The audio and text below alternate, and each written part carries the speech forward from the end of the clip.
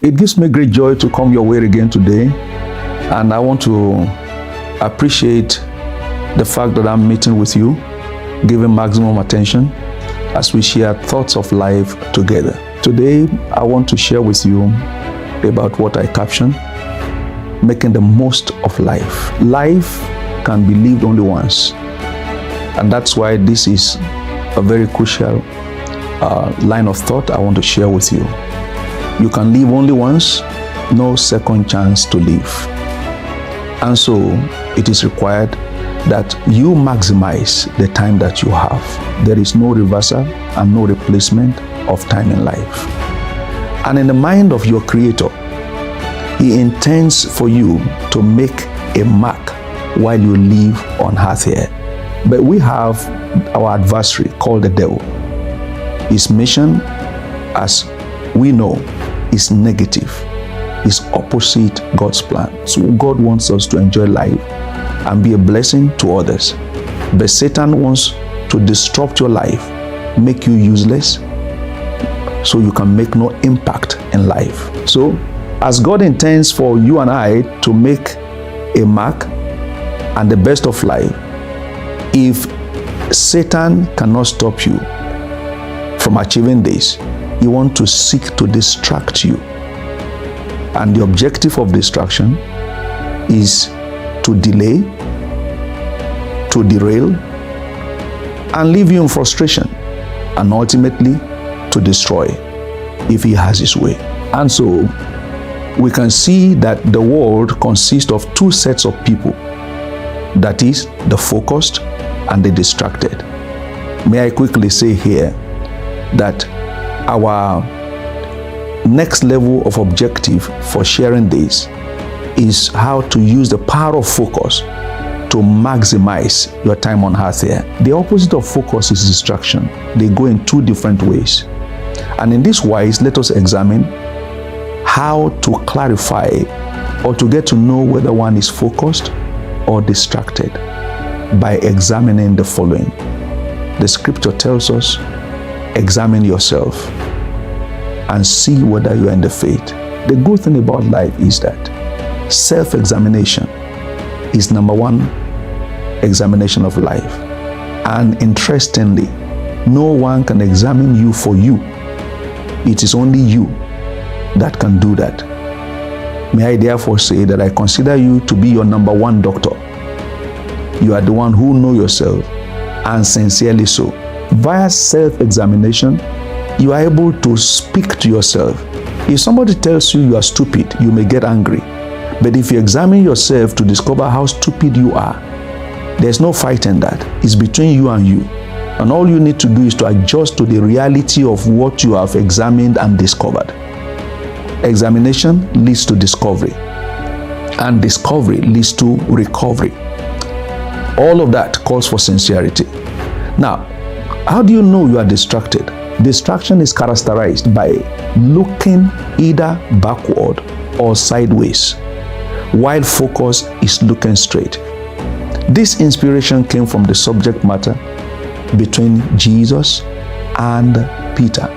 At about the time Jesus was to depart, the disciples were following him. And of course, we know Peter is number one close to him. Then Peter, as I read from John 21:20, then Peter, turning about, saw the disciples whom Jesus loved following, and that in the person of John, which also leaned on his breast at supper, and said, Lord, which is he that betrayed thee? Out of curiosity, Peter seeing him, said unto Jesus, Lord, and what shall this man do? Can you see where distraction began from? And Jesus, to correct him, to help him focus, said unto him, If I will that he tarry till I come, what is that to thee? Your own business is to follow me. Focus. That's what Jesus meant to say. So you can see that distraction in a way is focusing on wrong things, wrong direction, wrong questions. Furthermore, Jesus made us to see what distraction is. Distraction is double eyes, while focus is single eye. Matthew chapter 6 verse 22 gives us a good picture of it. The light of the body is the eye. If therefore thine eye be single or one, certainly your whole body shall be full of light. Furthermore, we can see that distraction is turning about while focus is going straight. Proverbs chapter 4 verse 25 to 27 tells us, let your eyes look right on, and let your eyelids look straight before thee. Ponder on the path of thy feet, and let all your ways be established. Look at this, verse 27. Turn not to the right hand, nor to the left, so that you can remove your foot from evil. We can also look at this examination. Distraction is doing many things, while focus is doing one thing. In the world of academics, you see how we started in primary school to secondary school, we go on general studies. But in the process of time, you begin to streamline to a point of professorship where you discover that you can't find a professor in more than one subject. And so Paul said, I count not myself to have apprehended, but this one thing I do, you'll never find a professor on two subjects. It's only one. So you have to forget those things which are behind in order to be able to reach forth onto those things which are before. You can't carry luggage behind you and expect to make a mark in life. What more? Distraction is divergent, while focus is convergent. Distracted people, they want to see many things and see very wide, but focus narrows down on what it wants to see. If you look at microscope and telescope, you will understand this better. Microscope wants to show you details, but telescope shows you one thing, focus. Again, you can see that distraction, one of the ways it manifests itself is by making comparison. Remember the story of Peter? Peter was asking, what can this man do? He got into the game of comparison. And as a result, he almost lost his own focus until Jesus cautioned him, hey, you just follow me, follow me, follow me. So beware of comparison. If you want to make the most of life, rather be complimentary. Let others do what they are doing. You keep doing what you are doing. Someday you have a meeting point in the future. We also see from the story of Peter before Jesus that distraction can bring you to an halt, while focus helps you to follow on. Jesus said to Peter, what is that to thee? You follow me. Don't pause to ask questions about what others are doing. Distraction, furthermore, is hasty in seeking instant answers, but focus is strengthened by patience. Distracted people are always in a hurry. They want instant answers. They don't want to follow process. Focus follows process. Focus is strengthened by patience. Look, to make the most of life, you need this virtue of patience, because everything will take its time in life. Of course, you can gain speed in achieving your goals and purposes in life, but you can never be hasty to make it in life. You can never see instant answers to what you are looking for. Everything about life will follow a process, and process is about being patient, going line by line, step by step, until you reach the peak. Again, we see distraction competes with others. The focus is content with where it is per time. A distracted person sees life as competition. He wants to outdo others. He wants to be seen to be at the peak. May I let you know at this moment that being at the peak doesn't make you outstanding at His work. But fulfilling God's purpose for your life, wherever you are, whether in the middle or even below, is what is most important. Beware, therefore, of seeking instant result. Follow process. Beware of competing. Be content with wherever you are part time. Now, distraction also jumps off when results seems slow and not forthcoming, but focus stays on to the end. Now, you discover that the result comes at different times and different measures. What you call zero in your eye may not necessarily be so. God is marking you. Now, we must know that as we go on a journey of life, we are taking trainings from God. He knows the end. And only focused people can stay on to the end without being discouraged. Distraction expends resources, while focus invests resources. If you are not careful, you want to get this, you want to get that, you want to get that, can distract you from obtaining the ultimate purpose of God for your life. Now, for instance, the reason why many people have not succeeded in building a house for themselves is because they are distracted with spendings. They spend money here and there. At the end of the day, they cannot put their hand on what they have achieved in life. But when you are focused, you have a sense of investment in whatever you are doing until you get it done. Similarly, you see how distraction is time and energy consuming, while focus is time and energy conserving.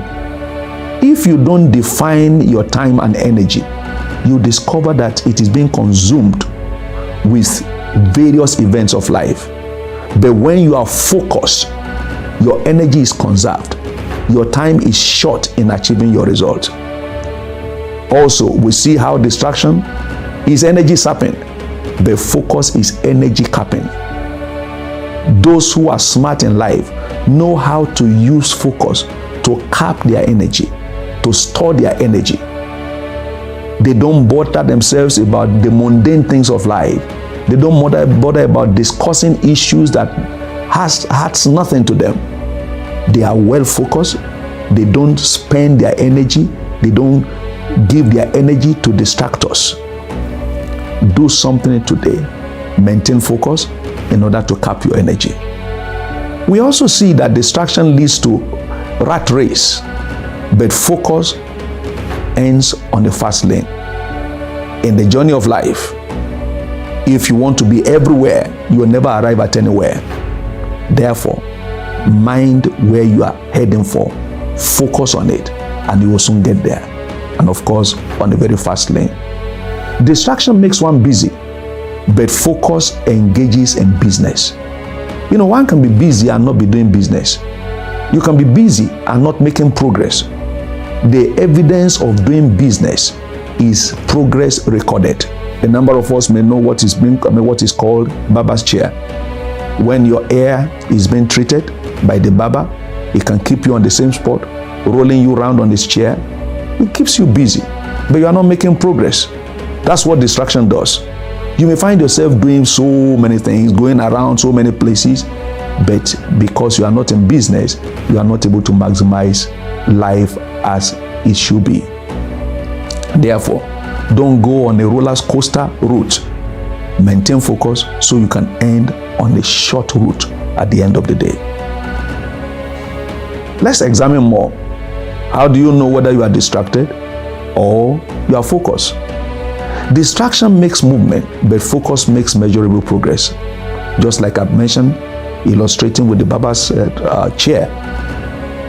You also discover that distraction makes life journey indefinite, while focus makes life definite. We see many people today, they are not sure of where they are going to. They cannot estimate the time they will get there, simply because they are distracted. A journey that should take 30 minutes, they can spend 4 hours. Because at every point he wants to stop. No definition. No, where there is no definition, there will be deviation. What focus does is to define, look, where am I going to? What am I out for? What am I made for? What do I want to achieve in life? So whenever he sees anything different from that definition, he ensures he doesn't go in that direction. So watch it. Before you take any journey, define it properly. In scientific experiment, the first thing to do is aim an objective. and you don't move away to anything that is different from the content of the aim and the objective. To avoid distraction, therefore, let your life be well defined. Don't allow deviation stop you from focusing on your destination. Focus guides to destination. Again, we see that distraction will make you respond to whatever comes your way. You know, you hear some people say, look, just anything that comes my way, I'm ready for it. Of course, there is a time in life you may find yourself doing anything that comes your way, but you mustn't continue that way. Find out what is the plan of God for my life.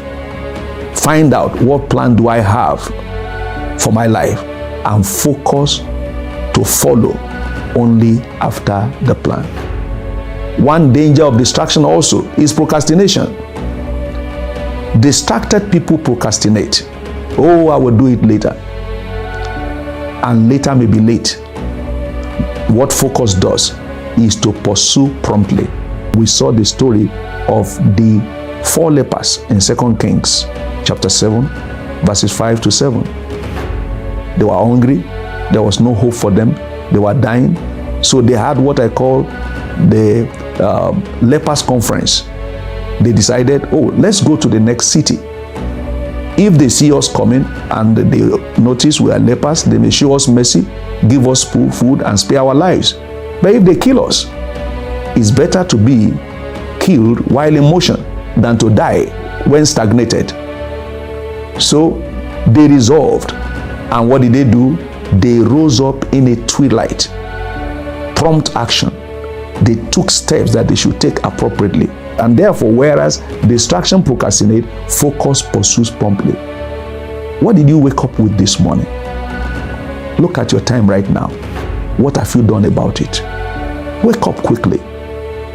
Because zest and zeal dies without action.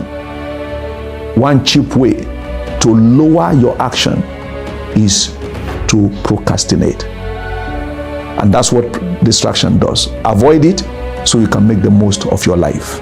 We also see what distracted people do. They like to cut corners because they can't wait. They believe that, look, you can always shunt, you can always get some things done here and there, including cheating people. But focus will rather patiently follow the process until it is done. Another thing that distracts people in life is seeking after popularity. It's a major problem we have, especially with this generation. Once somebody sees what others are doing, he assumes or concludes that that's the only way to get it done. But you see, as individuals, we must understand our peculiarities.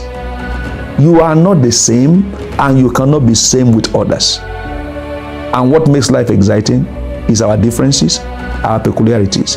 You are a different person. Follow your peculiarity, and at the end of the day, your peculiarity will become the popularity that others will like to follow. Don't shift to gain attention. Rather, maintain attention on your personal vision, and in no time, you become an object of attention. Distraction fears to be different, while focus seeks to be different in order to make a difference. Only people who are different can make a difference. Don't be afraid to be different. Don't join the bandwagon. You can always make a difference. Don't settle with what is common. Focus goes for what is uncommon. Has anybody done it before? That's what distraction says. If nobody has done it, I better don't do it. But focus says, if it comes to my mind to do it, nobody else may have done it. It may be uncommon, but let me give it a try. That's what focus does. Distraction always, as a result of this line of thought, seek half-baked options, but focus will patiently secure full option. Some say half bread is better than none. That makes some philosophical sense, but it doesn't make the best of life. Something may sound philosophical, but may not be the best. Focus always go for the full option, and until he gets it, he does not rest. Again, we see how people who are distracted want to build on reputation. What do we mean by that? They want people to see them in a different way from who they are. On the other hand, you see focus building on character, on integrity. Integrity means, look, this is who I am, this is what I have, and this how I will ever be. Distraction will make you to go after coloring who you are in order to become acceptable in the eye of the public. Of course, that may appear to give you quick acceptability. But you see, at the end of the day, when the chips are down, people discover who you are. What integrity does is to present itself to the world. Look, this is who I am. No change, no coloring, no games. We also see that distracted people, they bend towards conveniences, but focus sticks to inconveniences. Let me quickly say this, it will help you. Convenience buries destiny, while inconveniences, it may look like a crucible, but that's where excellent people are being made. It's the crucible where excellent people are being made. So, whenever you see something inconvenient happening to you or coming your way, is an indication that something wonderful is about to happen to your life. Now, let's look at this as we begin to round up. Distraction feeds on multi-skills and expertise. Expertise has no problem. Skills has no problem. But sometimes some people run into this challenge of depending on their multi-skills that engages them in experimenting almost their lifetime. What should be a gift to them becomes a trap to them, because instead of picking out of the skills they have and focus on their traits and innate talents and giftings, they find themselves doing many things. Time is gone, all their life performing experiment without hitting the goal. Again, that's why you see in the scientific field, those great scientists don't do too many things at the same time. They pick on a project and run with it. When they are done, they return to pick on another project and run and pursue after it. They do that gradually until they master the first area, the second area. There is no way you can master several areas at the same time. The saying goes, jack of all trades, but master of none. Focus is major, while skill is minor. Focus is core, while skill is a plus. Focus is a cause, while skill is a cause. So your focus tells you this is your cause in life, while the skill tells you these are the causes that leads to the cause that you are pursuing. Therefore, as it is in the football field, you see distraction, plays and dribbles in the open field, but focus actively aims at the goal post for a score. Good play and dribble may enjoy applause of spectators, but it is a score that wins the cup at the end of the game. So beware, when you are in the field, are you a dribbler or a scorer? 30 minutes of dribble, no matter the applause it attracts, will never be equal to the celebration of a score within 30 seconds. What approves of a game in the ultimate is a score. In the same vein, what approves of a destiny is the result, not the display. Distraction does display, while focus is aiming at the result of life. In essence, a man of focus will end as a celebrity. That's what you are looking for. May I therefore say that focus is number one known cure to distraction. May I pray for you at this time that every form of distraction to the fulfillment of your destiny shall be taken out of the way. You will surely fulfill destiny, maximize your stay on earth here, and at the end of the day, you look back with fulfillment instead of frustration. God bless you. Until I come your way again, I pray for God's grace to multiply upon your life to achieve the best of God that you desire.